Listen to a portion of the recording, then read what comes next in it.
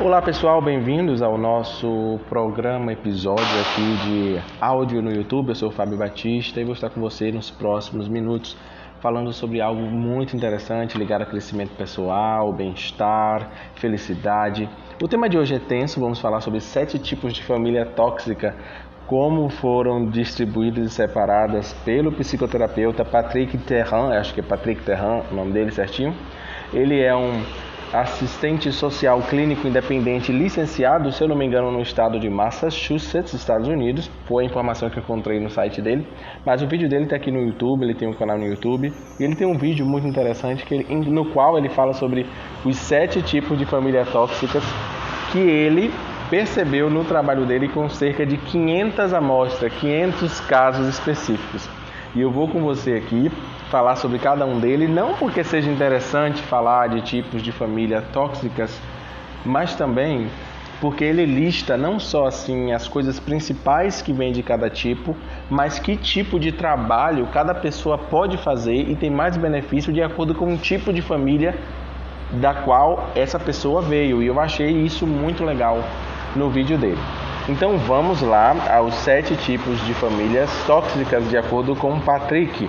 E na verdade ele lista 8 tipos, mas vamos falar dos 7, depois eu falo o 8º grupo que ele menciona. E o primeiro tipo de família, ele não lista as famílias em um grau de dificuldade, de preocupação, de problemática, ele só agrupou em 7 tipos e a gente tem que escolher uma ordem. Eu vou usar a mesma ordem que ele utilizou para ficar mais fácil a transmissão da mensagem. O primeiro tipo é a família que ele chama de família das aparências. Essa família é muito interessante porque é um tipo de família disfuncional, não que toda família que tem uma boa aparência é disfuncional, mas nessa família tóxica ou disfuncional que o Patrick percebeu, ele percebeu que havia uma preocupação muito grande com a aparência, os problemas pessoais dos membros são vistos como fraquezas e o que importa é como as coisas são vistas pelo lado de fora. Como ele cita em que áreas a pessoa tem problema quando a pessoa vem de um tipo de família específico, desse tipo de família ele cita que haviam problemas com autenticidade, perfeccionismo e comparação. A pessoa tendia a se comparar muito, a tentar ser perfeito e não saber quem é, o que gosta de fazer ou as características pessoais de si mesmo. Que área que ele via que as pessoas poderiam trabalhar para crescer quando nasciam e vinham de famílias ou sistemas como esse, era concentrar em saber por que ou como as coisas eram tão condicionais. Porque parece que um ponto central desse tipo de família é o amor condicional, a condicionalidade das coisas. Temos que parecer para poder ter e ser, etc. e tal. Segundo tipo de família listado pelo Patrick é o que ele chama de Boats in the Dark, mas eu traduzi como cegos no escuro. Por que cegos no escuro? É aquele tipo de família que ninguém sabe nada, que ninguém sabe o que está acontecendo, os pais não sabem ser pais, os filhos não sabem quem são os pais. Por exemplo, aqui, ele colocou aqui que são famílias em que as crianças crescem na casa dos outros, na casa dos avós, na casa dos tios, que não há uma conexão com os pais de fato. Não que eles são abandonados, mas eles não crescem, eles não têm essa conexão. Uma coisa que ele colocou aqui as pessoas não sabem o que é família, qual é o limite da família, onde é que começa, onde é que acaba. Ninguém sabe como se conectar, como fazer a conexão entre as pessoas. Nos adultos, os problemas que aparecem em pessoas que o Patrick percebeu vinham dessas famílias em que os pais, por razões distintas ou diferentes, ou os cuidadores não sabiam o que estava acontecendo, era que as pessoas tinham um problema com a intimidade, não sabiam se relacionar, não sabiam ser íntimas de outros seres humanos. Então experimentavam problemas no casamento, no trabalho, etc. e tal. Para o Patrick, parte da solução, parte do processamento desse, vou chamar aqui de trauma, né, ou dessa experiência, seria perceber em que locais os pais eram de fato responsáveis pelo quê, o que foi que faltou, o que foi que não foi dado, o que foi que não foi recebido. Isso aqui é o interessante de acordo com o Patrick para esse segundo tipo de família.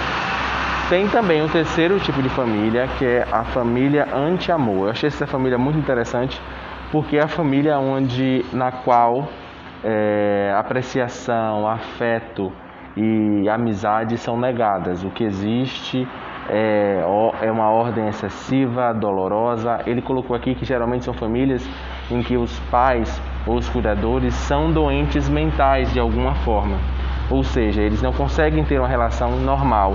Aí você tem padrões totalmente disfuncionais como auto-ódio, vingança, falta de compaixão pelos filhos ou pelas pessoas que estão na família. E também o que eu vejo aqui, ele citou um senso de traição. É como se os membros, os cuidadores ou os pais tivessem traído os filhos em alguma área. Essa é a sensação que as pessoas que iam se tratar com o Patrick, que vinham desse tipo de família, tinham em relação aos seus cuidadores, um sentido de traição. Ele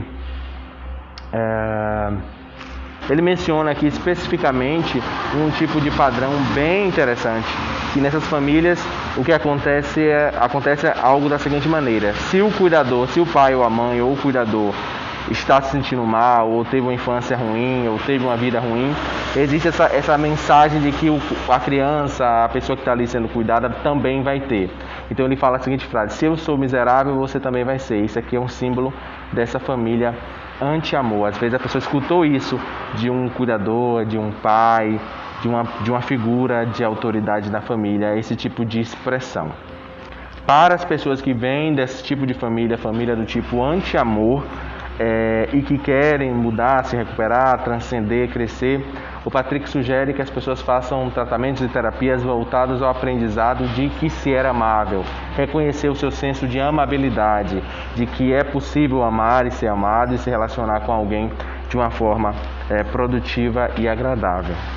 O quarto tipo de família disfuncional ou tóxica listada pelo Patrick foi a família do caos, naquela em qual o caos reina. O caos é a desorganização, ninguém sabe onde estão as coisas ou como as coisas funcionam. São aquelas famílias em que os adultos têm dificuldade de organização e que as crianças são tratadas como pets. Ele falou isso. Pets no sentido de não que são cuidadas bonitinhas, não. Pets no sentido de que são famílias em que, se as crianças têm comida e têm teto, elas deveriam ser gratas ou não deveriam perguntar nada mais, não faltou nada, em que as necessidades básicas tratadas são aquelas bem básicas mesmo. Não se discute necessidade emocional, não se satisfaz necessidade emocional, nem outro tipo de necessidade mais elevada.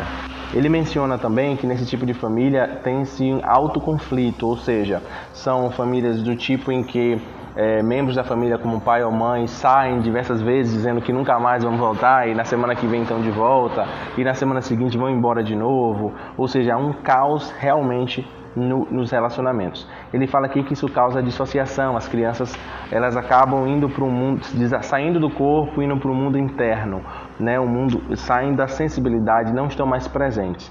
E parte da cura ou da saída desse padrão de família é aprender a pertencer a um grupo como adulto, aprender a se conectar e também passar pelo processo de luto pela falta de estabilidade, pela falta de suporte que houve nesse processo de crescimento.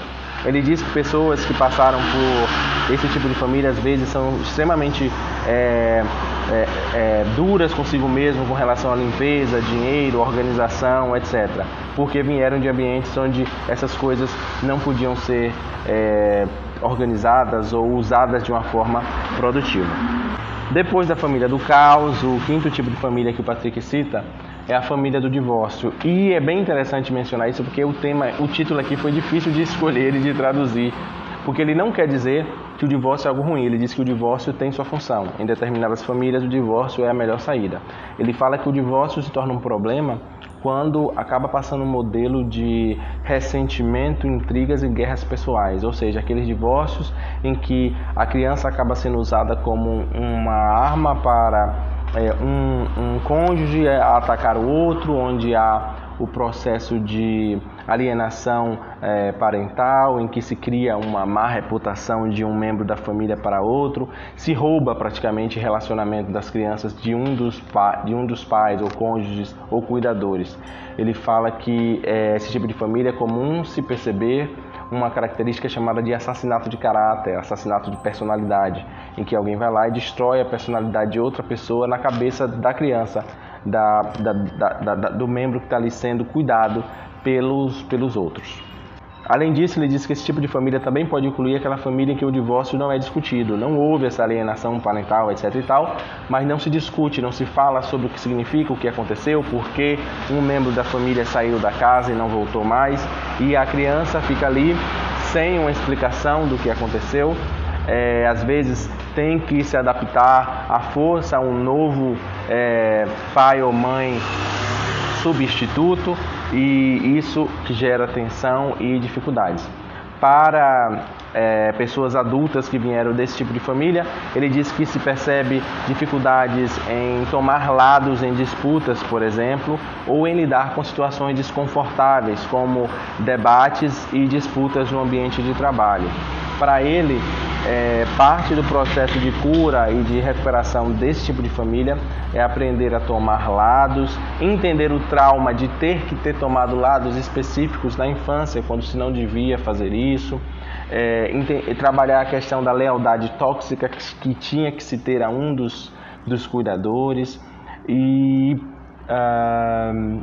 trabalhar a questão da alienação parental, do cuidador ou da pessoa que foi separada e que teve a sua reputação destruída ou transmitida de uma forma negativa para aquela pessoa. A pessoa que está em terapia cuidar desse aspecto. Por exemplo, alguém que teve um pai e uma mãe e a mãe foi alienada, por exemplo, a criança ou adulto agora teria que trabalhar essa figura, essa imagem que teve daquele pai, daquela mãe que não teve contato com ele por alguma razão. É isso aí, gente. O sexto tipo de família tóxica disfuncional mencionada pelo Patrick é a família do pai ou mãe solteiro sem vontade própria, ou seja, aquele pai ou mãe que se tornou pai ou mãe solteiro por um acaso, por uma questão alheia à sua própria vontade. Nesse grupo ele não inclui famílias em que o pai ou a mãe é solteiro por decisão própria. E aqui ele fala que o que acontece nessa família que pode deixar marcas nas crianças quando elas se tornam adultas é uma relação movida por codependência, na qual a criança toma um papel que não é dela, ou faz o papel do pai, ou o papel da mãe, ou o papel de cônjuge surrogado. Um tipo de família em que a criança precisa aprender a tomar conta dela mesma e dos outros muito rapidamente, sem ter tempo de ter suas necessidades satisfeitas. E muitas vezes precisa lidar com um pai ou mãe, um cuidador que é imaturo e que não toma as suas responsabilidades. De acordo com o Patrick, o que a pessoa que vem de uma família dessa precisa ou pode trabalhar é a ideia de retirar de si a responsabilidade que muitas vezes acontece nessa família, em que a criança acaba sendo culpada pela existência da família, na qual o pai ou a mãe ou o cuidador diz que se aquela pessoa não existisse, por exemplo, não existiria a necessidade daquela família, que a criança é a única responsável pela aquela família ter que existir daquela forma. Ele fala que o adulto que vem de uma família dessa pode trabalhar essa questão, resolver essa questão de ter sido culpado pela existência da família, quando de fato ele não o foi. Ele fala também que características que essas pessoas podem apresentar quando vêm de famílias como essas são a síndrome do super-herói, tentar resolver tudo para todas as pessoas, uma dificuldade de lidar com um vazio interno, né?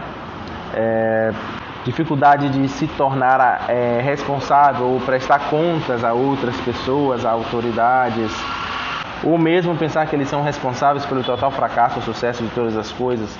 Uma visão distorcida do seu real papel dentro dos grupos e atividades em que essa pessoa realiza, em que essa pessoa se encontra, eu quero dizer. E aqui chegamos ao grupo número 7, que seria o grupo da família, ou a família do tipo agressiva /codependente, que é o sétimo grupo listado, o sétimo tipo de família disfuncional tóxica listada pelo Patrick. Lembrando que esses tipos de famílias são famílias listadas pelo Patrick, foram 7 padrões, 7 tipos que ele percebeu, não estão listadas em nenhum tipo de site ou organização internacional. E esse sétimo grupo, em que nós temos aqui agressivo / codependente, é um grupo interessante. É o grupo em que um dos pais, um dos cuidadores é agressivo e o outro é codependente, ou em que esse papel muda.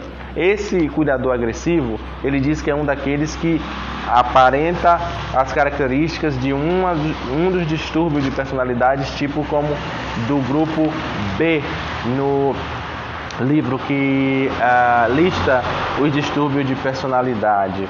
Eu não sei de qual, mas seria, por exemplo, acho que o grupo em que está o narcisismo, o distúrbio de personalidade narcisista e outros distúrbios de personalidade. Então, esses distúrbios da classe do grupo B, né, seriam os distúrbios que seriam representantes desse cuidador agressivo, enquanto que o outro cuidador seria o cuidador codependente, aquele que viveria em prol e em volta do cuidador agressivo. O que ele disse que acontece nesse tipo de família é que são famílias em que as crianças tentam fazer as coisas funcionarem na família. Elas acabam ficando com a responsabilidade de tentar fazer aquele grupo tudo funcionar. Eles precisam tomar conta da pessoa codependente e, ao mesmo tempo, viver, por exemplo, em situações opressivas causadas pelo cuidador agressivo, como controle de dinheiro, acesso a funcionalidades da casa, comida e recursos, por exemplo. E conviver com o conflito de poder que existe dentro da casa. Para ele, essas pessoas nascem com a ideia, ou crescem com a ideia, ou se acostumam com a ideia de que relacionamentos são um conflito de poder e não a forma de se chegar a resultados, conseguir se fazer coisas e ser feliz, por exemplo. Adultos que cresceram nesse tipo de família, para ele, demonstram dificuldade em confiar nos outros e, com frequência, experimentam um senso de raiva interno muito grande. Para ele, na hora ou no momento do tratamento, da terapia, ou de se resolver, ou de se entender ou processar esse tipo de infância, esse tipo de crescimento em uma família assim, ele disse que o mais importante para ele é que a pessoa fazendo a terapia, o tratamento, o processo de crescimento pessoal, de desenvolvimento pessoal, trabalhe o seu relacionamento com o pai codependente ou com a mãe codependente, e não tanto com o pai ou a mãe agressivo, porque ele fala que esse aí é mais fácil. Não é que ele diz que tem que ir, assim, ele percebe que o trabalho maior pode ser feito com esse. Por quê? Porque entender que o pai agressivo era abusivo, violento, ou a mãe agressiva era abusiva ou violenta, ou o cuidador agressivo era abusivo ou violento é mais fácil. O problema, a dificuldade que ele percebe maior é da pessoa procurando a superação dessa dificuldade, desse ambiente, de trabalhar o relacionamento com o cônjuge, com o cuidador codependente, porque é muito fácil ver essa pessoa como vítima, como alguém que não podia fazer nada, e rever isso e entender o real papel, o que de fato aconteceu, para ele é onde está o ponto de poder para quem cresceu numa família considerada do tipo agressiva / codependente. Gente, o próximo tipo que ele cita como 8º é o tipo de família adotiva ou família temporária.